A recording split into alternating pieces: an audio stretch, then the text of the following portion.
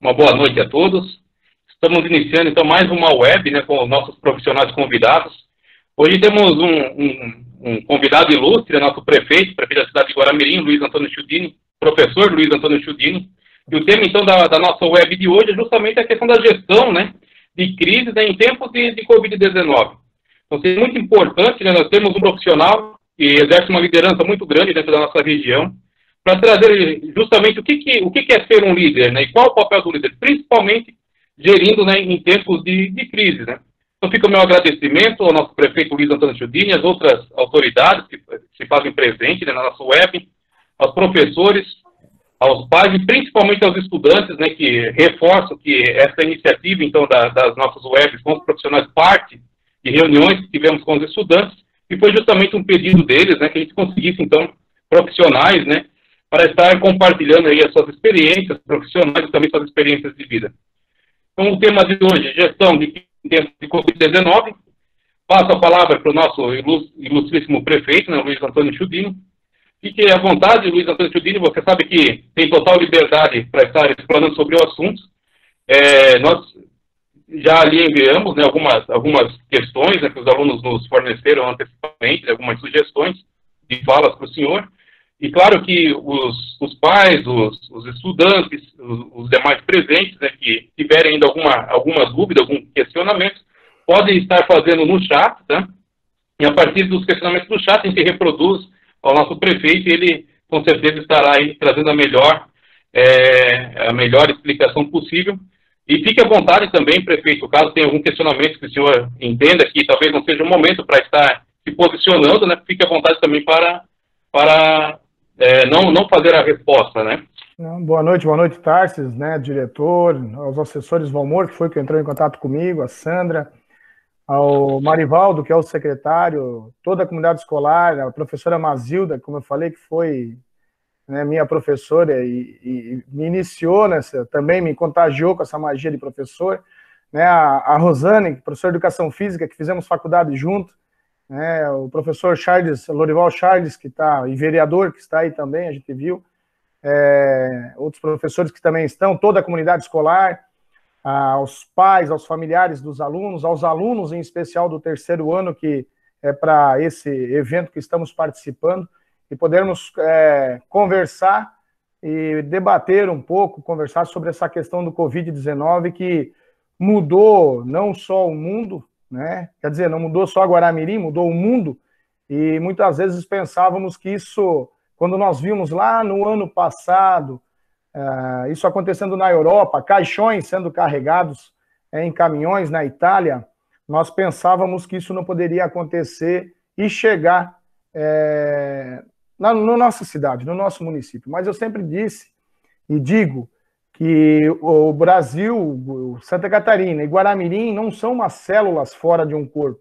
Nós vivemos num mundo globalizado, num mundo hoje que a tecnologia ela é instantânea e as doenças são acompanhadas, e isso é um exemplo de que esse vírus foi acompanhado pelo mundo, foi pesquisado e hoje ainda não se achou uma vacina realmente eficaz. Existem testes, existem falácias de invenções de vacinas, mas que a gente também não consegue ter toda a certeza, e o que gera uma preocupação muito grande em toda a comunidade, em todo o mundo, porque, infelizmente, nós vimos milagrosos aparecerem, curandeiros aparecerem, médicos não serem respeitados, vimos também o dinheiro público, e não é só questão do Brasil, a gente viu no mundo isso, não ser respeitado também, e o ser humano em si,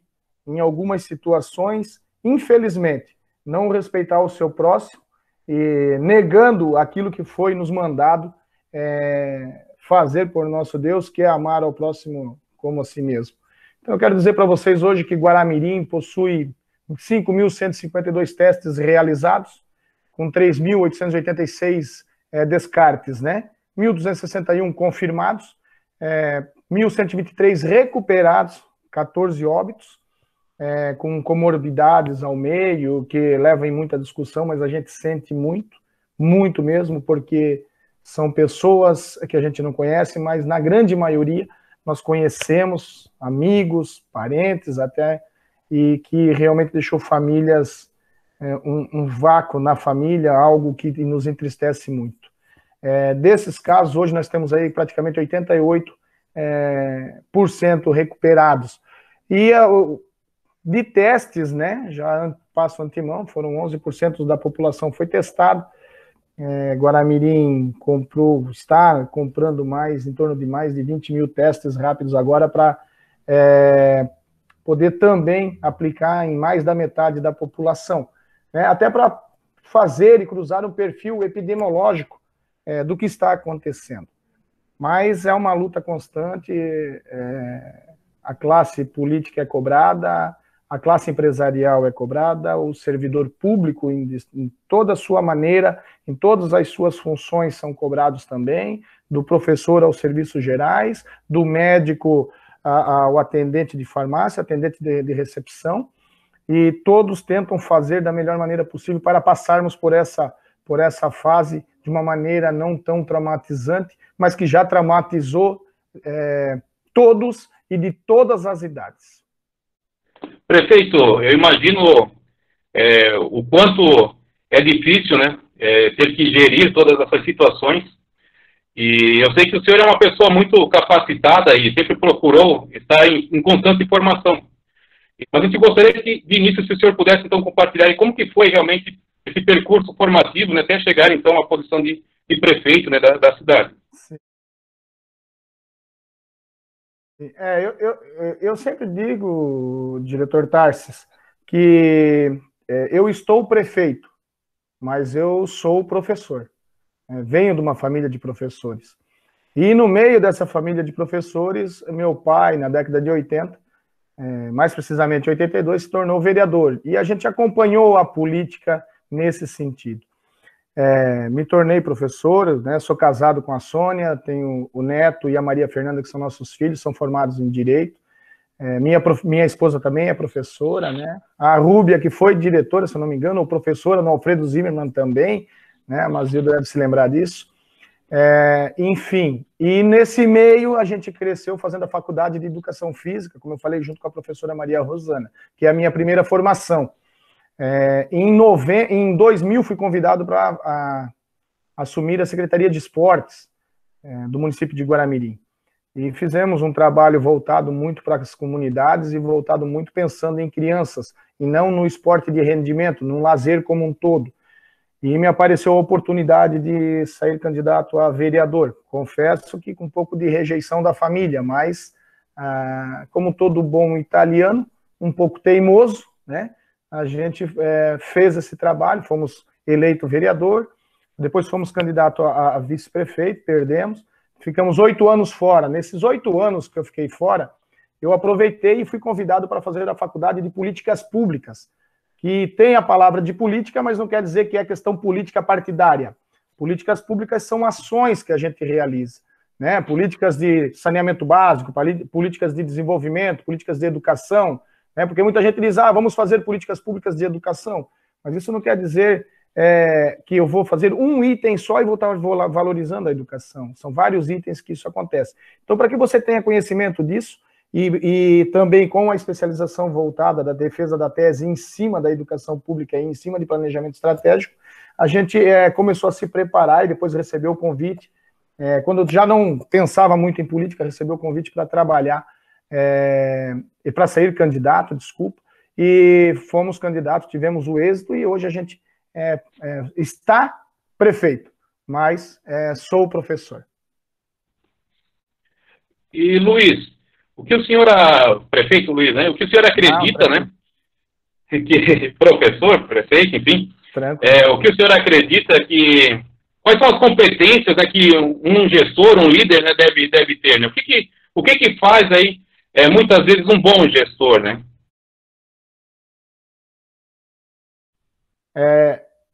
Assim, diretor, também poderia chamar de Tarsis, né? Assim, diretor, primeiro é o fato de você ter uma determinação.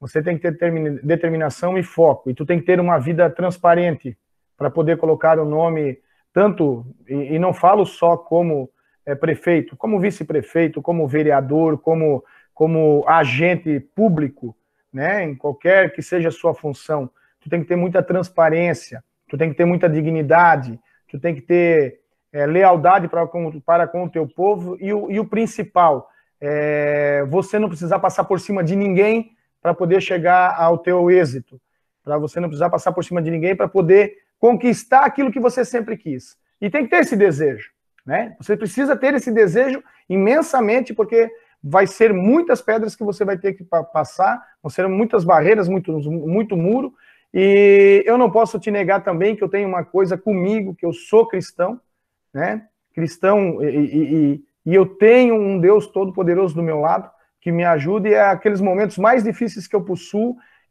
eu me ajoelho, nos momentos bons eu me ajoelho, e eu agradeço a Ele sempre pelas graças que me dão. Então isso é o que faz você ser um prefeito e ser determinante nessa situação, para você chegar, para mim, na minha opinião, na minha humilde opinião, para mim, e como testemunho eu lhe digo isso, para chegar a ser prefeito. Uhum. E o senhor, nós tivemos, claro, nós enviamos um formulário, né, para que os alunos fizessem alguns questionamentos, fizessem algumas respostas também em relação ao papel de um líder e no que eles acreditam, né, que o que faz um líder, quais são as competências. E nós tivemos uma resposta muito interessante de um estudante do 9º ano, que ele traz algo que seria algo nato. Mas alguns outros estudantes já dizem que não, que são competências que podem ser trabalhadas, né, ao longo dos anos, ao longo dos tempos, né, com uma questão de educação, uma questão realmente formativa, né, de trazer condições para que a pessoa chegue, né, a um papel de liderança e consiga exercer esse papel da melhor forma possível, né. Eu gostaria de saber do senhor, então, se realmente o líder, ele pode ser formado, ele tem que estar realmente em constante transformação, buscando informações, buscando educação, realmente buscando melhoramentos, assim, ou você acha que não, que às vezes a pessoa já nasce com aquele talento, uma liderança natural, e realmente ela vai se dar bem só porque ela já consegue atrair aí uma certa atenção, um certo grupo atrás dela, né? O que o senhor pensa em relação a isso? Eu vou falar de forma empírica, né, de forma que eu vivenciei isso. Existem pessoas, e eu vi isso muito no meu mestrado, porque a gente vai para defender uma tese de mestrado perante uma banca que tu não pode errar, né?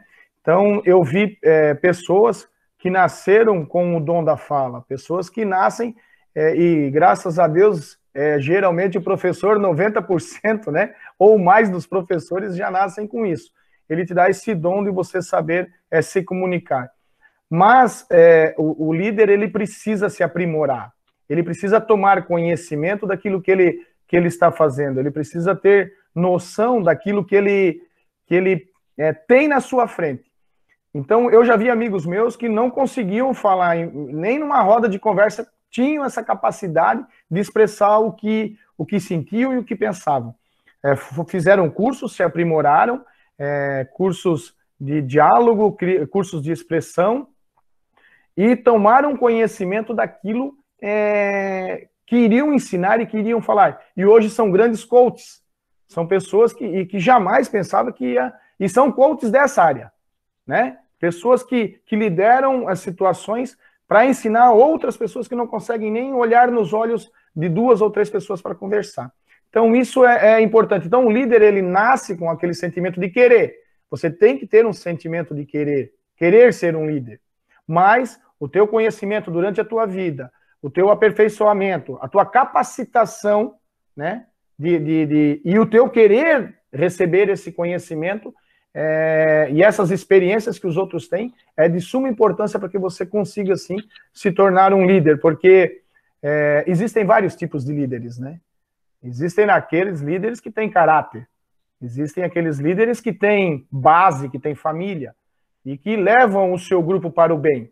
E tem aqueles líderes que querem para proveito próprio, né? E aquele líder, ele vai ser líder só para si, só para o seu ego. E esse daí, geralmente, também é um líder que nasce e em bom pouco tempo também ele sobrevive no mercado. Então, vou voltar, então, à questão realmente da Covid-19, depois dessa pequena introdução sobre o que é ser um líder e quais as competências necessárias, e se isso pode ser trabalhado, né, dentro de um percurso formativo, voltamos para a questão da Covid-19.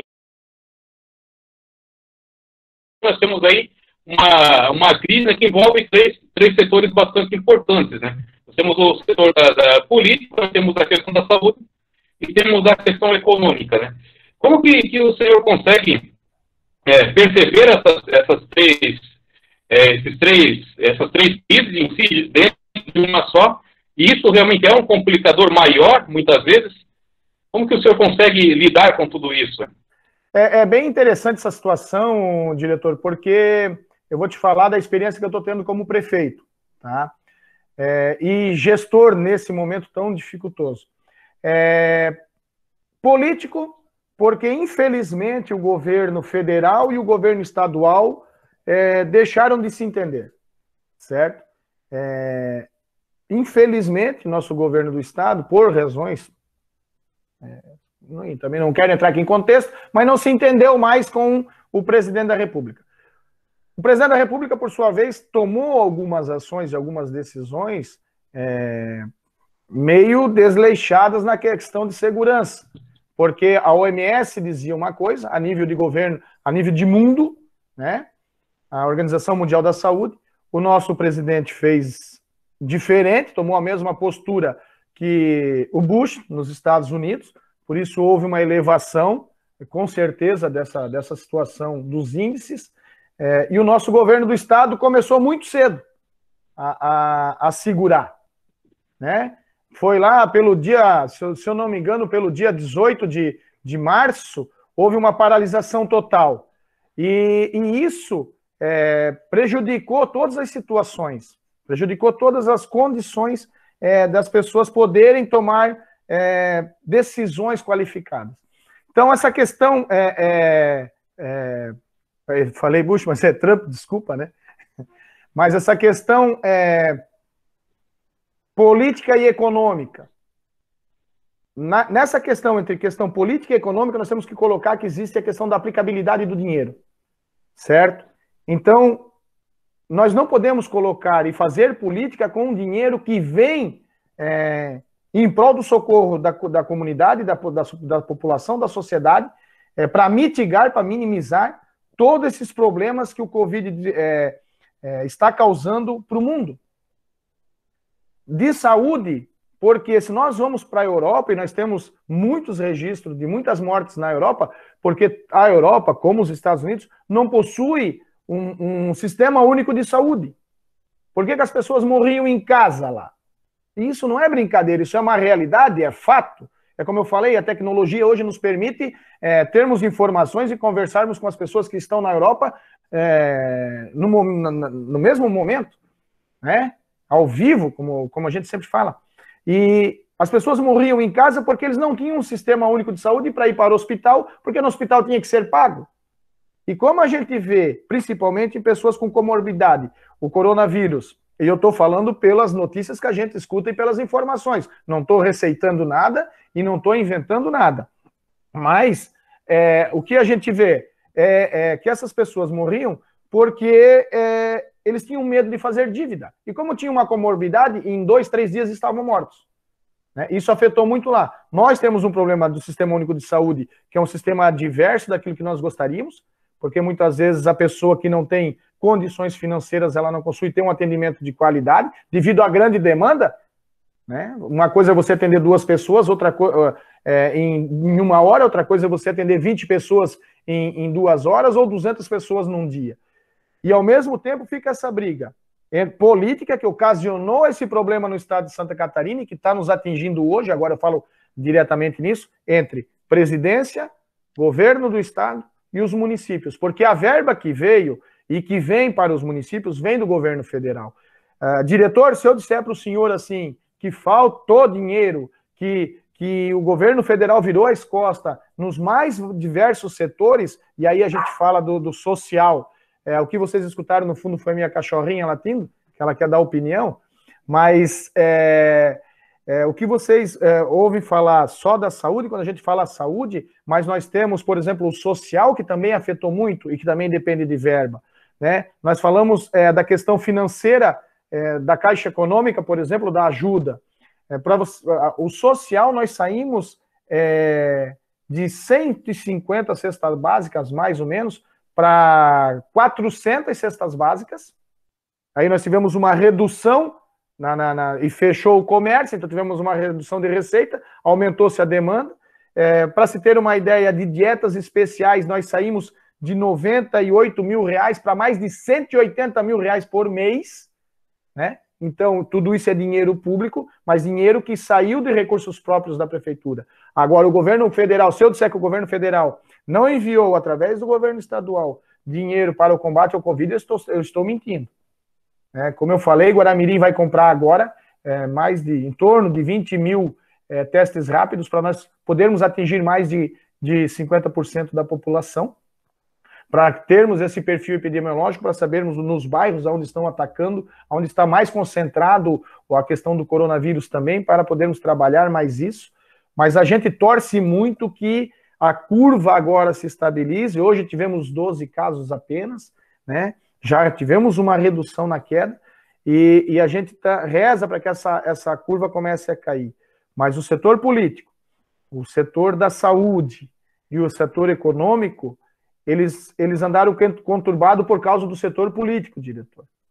O setor econômico e a crise da saúde pela falta de profissional e pela falta, isso eu digo porque nós também precisávamos contratar mais médicos e tivemos dificuldade, por questões realmente que a saúde pública do Brasil, ela não consegue absorver todos os profissionais que têm qualificação para isso. Muitos partem para as redes privadas ainda. Por mais médicos que se formem, por mais médicos que em todos os anos e a cada semestre se forma nas faculdades, tanto os federais, públicas, como as particulares, ainda falta muito médico para o território brasileiro. E essa é a crise da saúde pública. A questão não é a questão do investimento para o Covid-19. Não é esse o problema. É a questão do investimento de um todo, né? Para as doenças infecciosas, para os cientistas que estudam essas doenças infecciosas, para as doenças de grau menos perigoso ou mais perigosos, enfim, do atendimento à população, da ressonância magnética, da ultrassom, dos exames que a gente compra, enfim. O grande problema é a massificação do pouco atendimento que nós temos, né? Nas outras especialidades. Aí o que deixa um povo fraco. As mortes que acontecem pelo Covid-19, a gente já viu que grande maioria, na sua grande maioria, são pessoas que morrem porque já existem comorbidade, né? Já existem fragilidades. E por que elas estão frágeis? Porque elas não foram bem tratadas lá na saúde. Então a gente tem aí mais de 100 mil mortes hoje no Brasil, certo? Porque o Sistema Único de Saúde não conseguiu trabalhar e não conseguiu atender a essas pessoas. E o grande problema está nesse meio político. O meio político é a desgraça da saúde.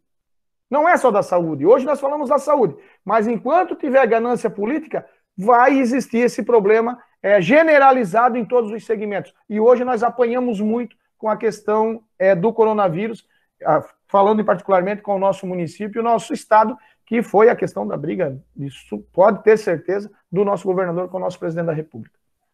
E pensando novamente em relação às atitudes de um líder, né? Eu posso destacar aí talvez 3 atitudes, prefeito, que seriam atitudes negativas, né, em relação ao enfrentamento aí de uma crise. Que seria o negacionismo, né? A histeria e também o saudosismo, né? Eu tenho saudosismo, na minha época, daí seria de também você ficar muito, como a gente viu, nós temos duas coisas muito opostas, né? A questão do negacionismo, de dizer que realmente não existe crise, não existe Covid-19, mas também temos a questão da histeria, do medo das pessoas, naquele primeiro momento, irem até os mercados, encherem seu carrinho de papel higiênico, parecia que tinha papel higiênico ali, como disse o nosso filósofo, o professor Leandro Carnal, até estocaram o papel higiênico até a segunda vinda de Jesus à Terra, né? Então, nós temos essas 3 atitudes, né, que nós não sabemos, que realmente não são boas. Eu gostaria que o senhor pudesse comentar um pouquinho sobre as 3, depois comentar sobre essas 3 atitudes, de negar, né, a crise, de também ficar, às vezes, com muito medo de criar situações totalmente opostas ao negacionismo, mas sim uma super proteção, digamos assim, e também a questão do saudosismo. Porque na minha época era diferente, não sei o que, isso não existia antes, enfim. E depois de falar sobre isso, claro, né, quais seriam talvez as atitudes de uma boa liderança, né, em relação a gerir uma crise, né? Essa questão de você negar, eu acho que todos que participam dessa videoconferência já escutaram isso. Em mim não pega. Eu não acredito. Isso é um vírus que a China colocou para vender máscara, porque a China foi a grande fornecedora de produtos, né? No início de máscaras, Santa Catarina comprou os respiradores que chegaram um pedaço e nem funcionavam, certo? Vendeu milhões de dólares para os Estados Unidos, enfim. Mas mesmo assim a gente escutava, não existe, porque isso é uma gripe normal. Gente, eu já falo há tempo que a Covid-19 possui nome e sobrenome. Hoje ela possui mais de 100 mil nomes e sobrenomes que morreram por causa da Covid. Nós não podemos negar que ela está aí e a existência dela. Ela pega, sim, e quanto menos você espera, ela está acontecendo na tua família. Nós tivemos aí 14 óbitos, eu acompanhei 8. 8 porque eram pessoas conhecidas, ou porque era um parente, ou porque era de uma família muito conhecida.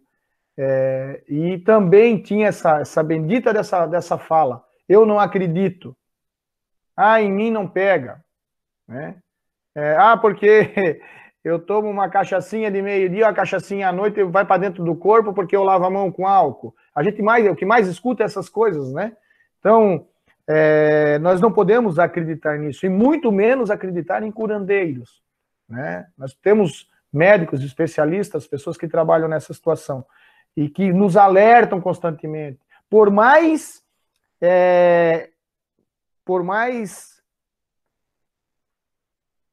vamos dizer, a guerra, um exemplo muito claro, a guerra da Globo com o Bolsonaro. A Globo, ela eleva ao máximo e dramateia ao máximo o que ela puder os depoimentos das pessoas que morreram, correto?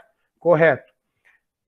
Mas morreram, independente se ela faz um show de eventos, de drama, de lágrimas, coloca atores famosos para falar sobre o seu Pedro, sobre a Dona Maria, sobre o seu João, que tinha uma vida linda, né?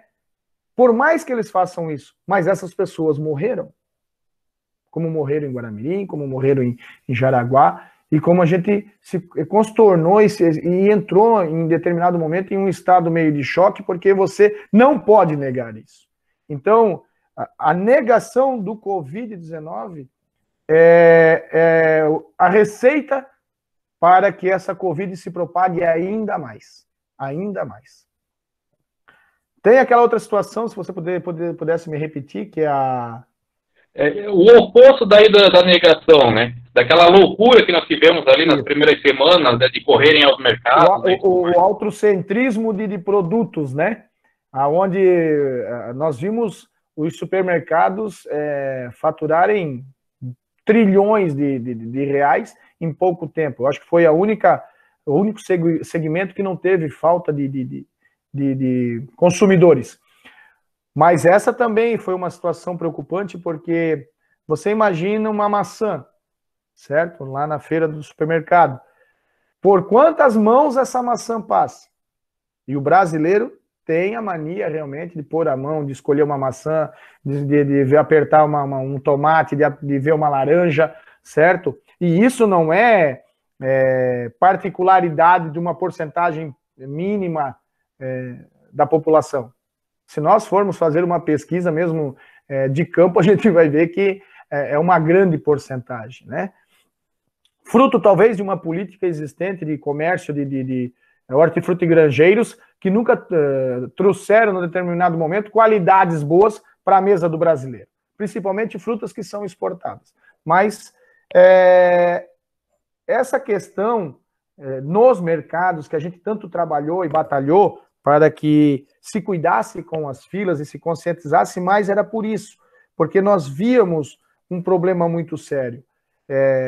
E tanto que foi cogitado, e eu cogitei, que os supermercados poderiam funcionar 24 horas. Deveria deixar para ter um aumento maior de tempo e com isso, com esse espaçamento maior de horário, as pessoas pudessem se programar em horários não tão congestionantes. Mas esse fator de talvez, diretor,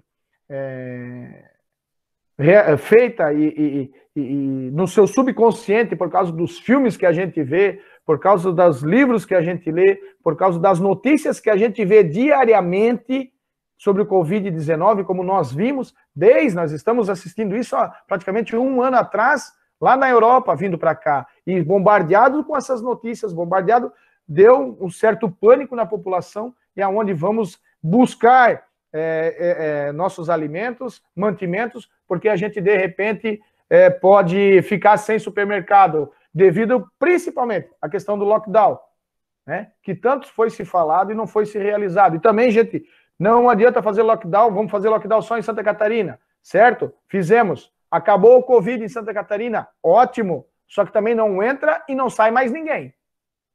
Porque senão vai começar tudo de novo, né?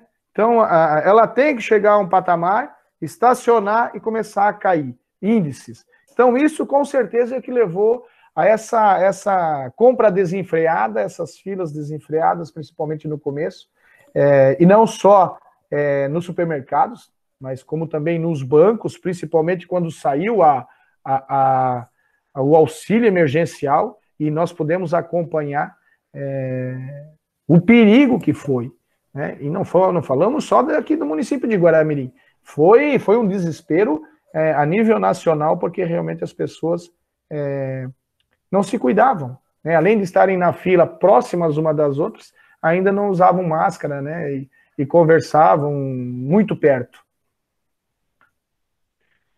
Mas pensando nessas três atitudes típicas, né, que as pessoas acabam tendo, né, diante de uma crise, que seria a questão do negacionismo, da histeria e do saudosismo, a gente sabe que isso não resolve nada, né? Você fica imaginando, construindo um mundo perfeito, ou também entrar em pânico ali, você não vai conseguir resolver a crise. Uhum. Então, como é que, até são perguntas dos nossos próprios estudantes ali, né, que fizeram, né, colocaram ali no nosso formulário, como é que são tomadas essas decisões e quais ações realmente são adequadas, né, pensando no papel de um líder, né? Falando muito sinceramente a todos os alunos, a comunidade escolar, aos pais, às pessoas que nos acompanham, se alguém tivesse a receita para o sucesso do Covid,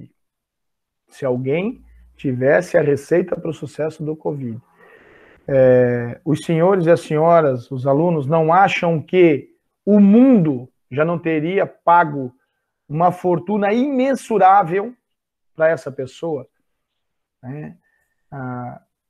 A situação do Covid no mundo, ela se alastra há tempos, há meses, e ninguém conseguiu chegar a uma solução.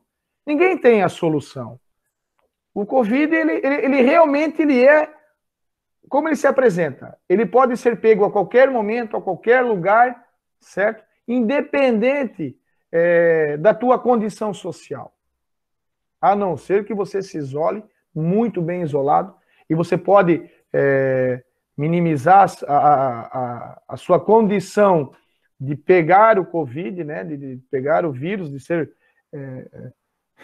possuído pelo vírus, podemos dizer assim, do jeito, se cuidando daquilo que você faz, no que você faz. Então, a situação, quando isso acontece, você procura conselhos, né? Você entra a primeira coisa, quando realmente você diz, o Covid está no nosso município, apesar da nossa região, porque a região sempre trabalhou muito unida nesse sentido, apesar do Covid aparecer na nossa região. De repente, o Covid aparece no nosso município. E aí, antes de você ter o primeiro pensamento, você tem o primeiro sentimento, né? que todo gestor tem à frente e teve, quem trabalha na saúde como profissionais da saúde também, a questão do medo, a questão da angústia, a questão de como vai ser o futuro, é muito simples. Hoje eu quero falar para os nossos, por exemplo, nossos alunos do terceiro ano, né, que olham para frente e pensam, qual será a minha profissão? Que curso eu vou seguir no curso superior? O que eu vou me capacitar para poder ter a minha profissão? Vou continuar a minha profissão? Eu vou namorar? Eu vou casar? Eu vou comprar uma casa? Como será o meu futuro? Essa angústia que tu tem, ela se retrata para um prefeito, e aí eu não falo só por mim, mas nesse momento eu posso dar esse testemunho para vocês, que essa angústia, ela te absorve de um jeito incrível e profundamente. Você realmente entra quase em estado de choque. Mas para isso, você precisa dividir essa tua angústia, dividir esse teu medo, né? Se aconselhar. E é para isso que, com certeza, existem os grandes mestres dentro de uma escola para aconselhar o aluno, e principalmente os alunos do terceiro ano, quando estão saindo. Mas nós procuramos fazer um comando, um conselho, né? Contra o coronavírus, onde tinha vários segmentos da sociedade também, onde esses segmentos foram fundamentais para que a gente pudesse dividir essa angústia, essas decisões, né? Então a gente resolveu concentrarmos no problema, certo? Organizar esse problema e tomar ações e atitudes que preservassem o maior número de vidas possível. Porque, infelizmente, nós sabíamos que a nossa região não escaparia do óbvio, que seria ter óbitos, né? Eu cheguei ao ponto de ter uma reunião com a classe médica, com alguns médicos participaram, que vieram do Nordeste, né? E que disseram que eles chegaria um momento em que teriam que escolher quem viveria e quem morreria, né? Uma pessoa de maior idade, com comorbidade, precisando de um leito de UTI, e um jovem de 20 anos, que teria mais chance de escapar do leito da UTI.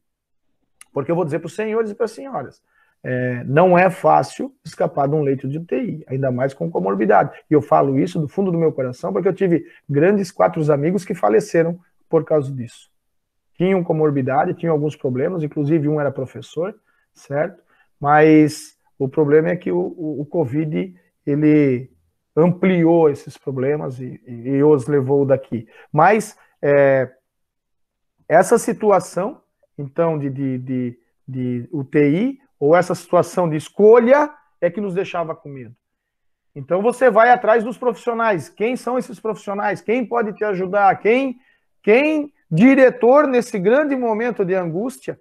E nós falamos especificamente de angústia, porque eu quero comunicar e informar vocês, talvez passe desapercebido, mas nós tivemos 5 decretos de emergência no município. Nós tivemos um em 2018, que foi a greve dos caminhoneiros, que fechou tudo, parou, até lixo não se recolhia. Nós tivemos em fevereiro de 2019 o deslizamento na Vila Freitas, com mais de 60 famílias afetadas, fora as demais famílias aqui da região. Nós tivemos em fevereiro desse ano novos deslizamentos e cheias pelo município inteiro. Nós tivemos em março a paralisação total do nosso comércio e do transporte público e de escola. De uma hora para outra parou tudo. Parou tudo, de uma hora para outra. Como diz Raul, o dia em que a terra parou. Foi realmente isso. E nós tivemos em julho, se eu não me engano agora, os vendavais. São decretos de emergência onde o município precisa tomar providências e ter comitês de crise. Então, assim, essas pessoas, diretor, foram essenciais, as pessoas da saúde, a criação desse centro de orientação de emergência da saúde pública que nós tivemos, buscar todas essas ações, que eu talvez me reserve um pouco de falar em todas, porque para não gerar questões políticas, né, de propaganda, enfim, mas a questão dos centros de triagens, hospital se preparando, leitos com com 7 respiradores que foram ganhados do setor privado, que nos ajudou e tem lá à disposição, porque o respirador, ele não é que ele vai manter vivo a pessoa e vai curar e vai sair, não. A pessoa que precisa de uma UTI, o respirador, às vezes, são 3, 4 dias que dá de chance para ela esperar com vida para poder ir para a UTI. Claro que se precisar ir só até o respirador, melhor. Mas, se precisar ir para a UTI, o respirador vai ajudar. Falo isso porque eu escutei da boca de um médico, né? Então, essas ações tomadas, elas são tomadas para minimizar, mas eu quero dizer, são suposições que são tomadas por pessoas técnicas, pessoas que entendem, mas que não têm a solução para o problema. Volto a falar, se existisse a solução para o problema Covid, essa pessoa, esse gênio, essa instituição, estaria tetrabilionário. Então, lutar contra uma coisa que você não consegue, lutar contra uma coisa que você não tem um conhecimento específico, porque uma coisa é você dar o remédio para a doença, outra coisa é você dar qualidade de vida para uma pessoa que está numa doença terminal, mas você sabe que ela está com uma doença terminal, você sabe que de repente uma dor de estômago, você tem uma doença específica para aquilo, se é uma gastrite, se é uma úlcera. Agora, para um Covid que você só tem suposições, para um Covid que você tem, que serve de marketing para empresas que exploram os remédios, para um Covid que algumas pessoas fazem marketing político em cima, certo? Para algumas pessoas que querem ser curandeiros, né? Que receitam remédios porque assim não pega o Covid. Não pega porque não foi infectado. Não é porque tem a solução. Nós podemos, e uma coisa todo mundo sabe, um corpo saudável, um corpo que se cuida, que toma suplementação, que toma isso, eu digo, aqui a gente escuta, certo? Ele com certeza é mais difícil pegar, e se pegar ele resiste muito mais fácil. Mas o Covid, ele é tão esquisito, eu vou dizer assim, porque nós temos pessoas, tem amigos meus que eu pensei, meu Deus, se ele pegar o Covid, ele vai morrer. E não morreu, e pegou. E tem pessoas que pegam o Covid e chegam a ir parar nos respiradores. E tem uma vida saudável até certo ponto, realmente é boa. Então, nós, população, alunos, professores, pais, né, cidadãos de uma maneira geral, gestores, tentamos minimizar essa situação com ações. Mas eu digo para vocês, são situações dificílimas que um gestor tem que tomar, decisões complicadas porque mexem com vidas humanas, mas que ao mesmo tempo você tem que compartilhar, porque um grande gestor ele não pode ser um ditador, né? Falando da questão de gerir essas situações, e principalmente quando se envolve pessoas que têm conhecimento dessa área. Então, diretor, lutar contra uma doença, lutar contra um vírus que você não sabe, que o mundo ainda não descobriu a cura, é complicado para todo prefeito, governador, presidente, deputados, vereadores, gestores na área da saúde, funcionários públicos, diretores de escola, professores. Olha o que o Covid fez com a escola de vocês, né? Estamos desde março parado, lutando, trabalhando pela internet, mas a gente sabe, a gente percebe que os profissionais da educação sentem saudade de estarem nas escolas com os seus alunos, e os alunos estão sentindo saudade das suas escolas.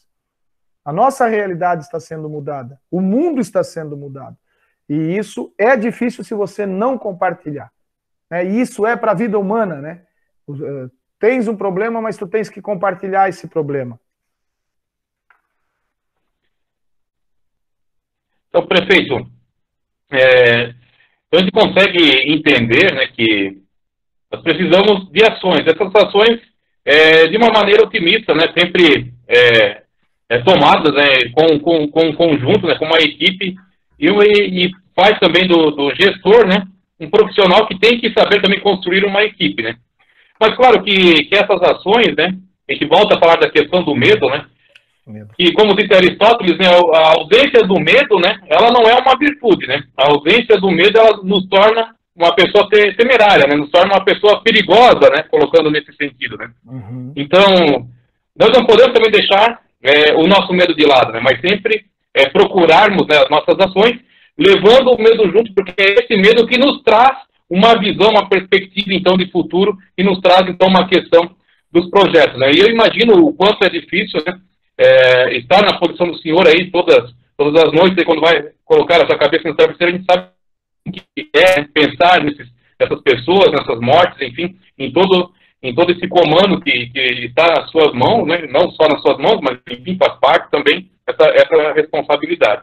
Mas voltando à questão de levar o medo junto, e esse medo nos dar, muitas vezes, uma visão de perspectiva, de projetar um futuro, né? Uhum. Esse futuro nós temos que estar preparados, né? O que o senhor pensa que vem aí para nós, né? Pós-Covid, né? O que dá para se esperar em relação ao pós-Covid? Qual é a leitura que o senhor faz junto à sua equipe, né? Em relação a isso? É assim, diretor. O que esperar pela mudança, né? Nós podemos esperar que a máscara vai ser o cotidiano daqui para frente. Nós podemos esperar que a higienização das mãos vão ser o cotidiano daqui para frente. Nós podemos esperar que o distanciamento daqui para frente seja utilizado com mais frequência. E eu tenho medo, diretor, que nós, professores, temos que mudar nossa postura e o abraço carinhoso que nós dávamos aos nossos alunos não poderão ser mais dados. Né? E muitas vezes isso faz falta para um aluno, como às vezes também faz falta para o professor. Eu tenho medo, diretor, que o nosso futuro mude drasticamente por condições nossa, do ser humano, de achar que nunca e nada acontece com ele até o momento que acontece.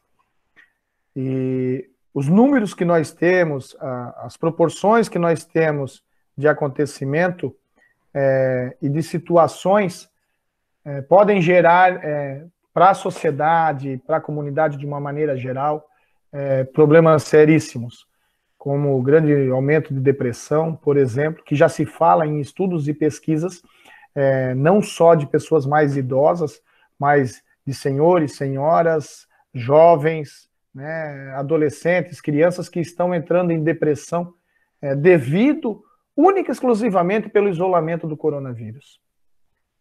Nós temos que nos preparar e essa mudança ela vai acontecer significativamente e é uma mudança que ocorre e a gente não esperava.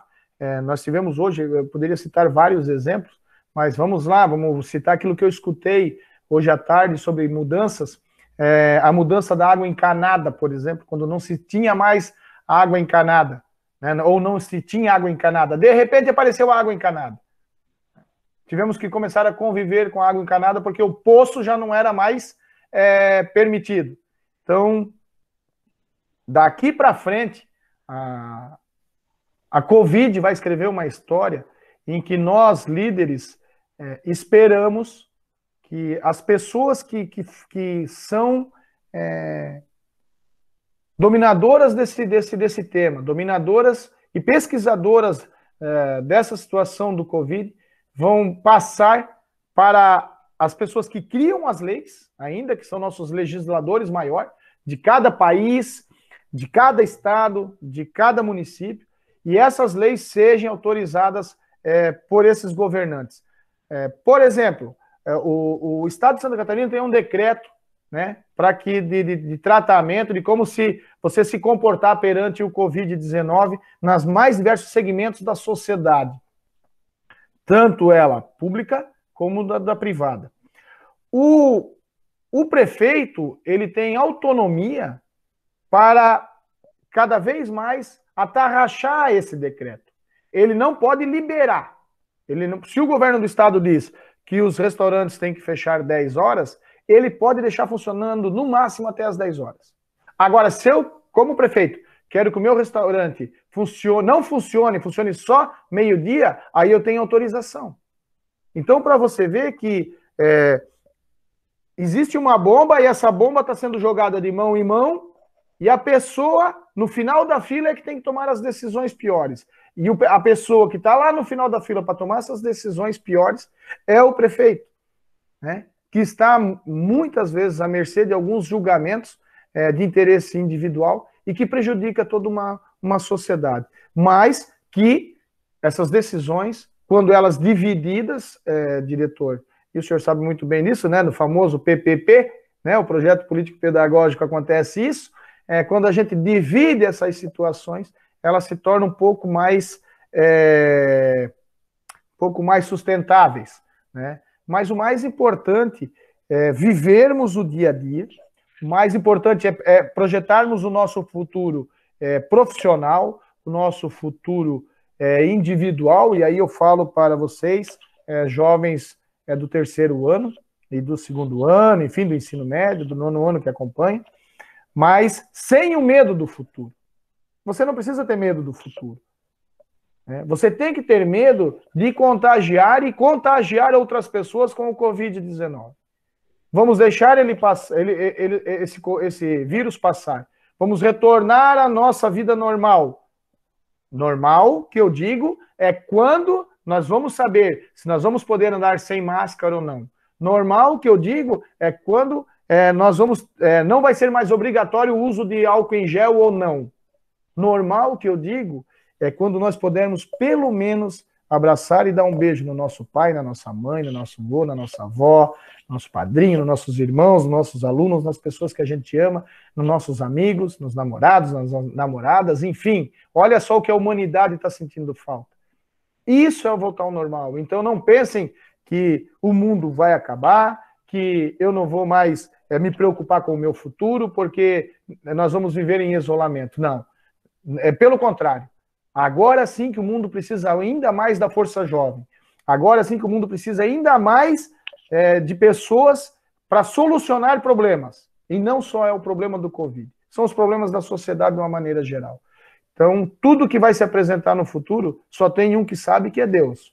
Mas que nós vamos ter que aprender a viver com esse novo futuro, diretor. Com certeza, eu tenho total consciência disso. Total consciência disso. Eu vou pegar um gancho na fala do senhor, prefeito, quando o senhor fala da questão de gerir ali, de poder, de destaque, né, de tomar as decisões, né? E quando a gente fala, voltando para a sua profissão, né, de professor, nós sabemos que em crises, né, os grandes líderes se destacam. E um grande professor não é aquele, às vezes, que consegue, que entra só na sala de aula e dá aula para aquele aluno que já está lá com o seu caderninho aberto, com o exercício feito e que ainda te indica onde você parou na aula passada, né?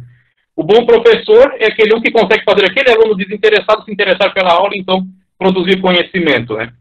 E a gente pode dizer, então, que às vezes o médico, o professor, eles são profissionais, né, que se destacam, que não se destacam pelo trabalho, pela não resolução de problemas, ou seja, é o profissional que se destaca pela resolução de problemas, tanto o professor quanto o médico. Você acredita que a posição de prefeito também é assim? Sim, com certeza, com certeza. É importante salutar nesse momento que como você disse, isso vem da família de professor, né? Volto a repetir, eu só estou prefeito. Mas com certeza a gente precisa disso para ter sucesso naquilo que tu faz. A gente vê, a gente nota, né? A gente nota na áurea da pessoa, a gente nota no semblante da pessoa quando ela se destaca nessa situação, quando ela tem algo de especial. E isso é o mais importante. Você estar aberto para isso, você querer isso, você aceitar. Eu sou assim. Né? E volto a falar aquilo que estava lá atrás, quando você falou sobre capacitação e líderes, e criação de líderes, que tem pessoas que têm o dom de liderança. E tem pessoas que precisam se aperfeiçoar, se capacitar para ser grandes líderes. Mas nós sabemos que de Hitler, que foi um grande líder, né? Que foi um grande líder, porque ele liderou milhões, só que ele assassinou milhões de inocentes. Então, ser líder não é conquista. Ser líder não é conquista. Ser líder é lutar pela felicidade do povo e daqueles que te seguem de uma maneira geral.